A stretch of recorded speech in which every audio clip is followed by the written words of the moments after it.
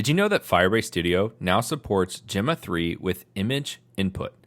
You can get started by going to Firebase Studio and then going to New Workspace, AI and ML, and get started with the Gemini API. Make sure to select JavaScript Web App with Vite. Give a name for your workspace and hit Create.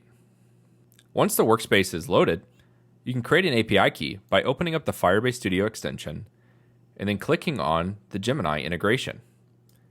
You can generate an API key, and you don't even have to leave Firebase Studio. Once it's generated, you can copy it and paste it inside of the code. By default, the template uses Gemini 1.5 Flash, and we can test that it's working by clicking on an image and hitting Go. This will create a recipe based on the image and generate a markdown version of that recipe. But we can easily swap this out for Gemma. So go ahead to the model string and replace it with Gemma 3 27b instruction tuned.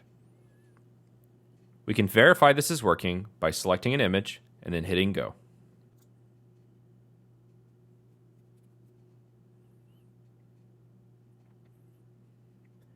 Try it out for yourself at studio.firebase.google.com/new/Gemini.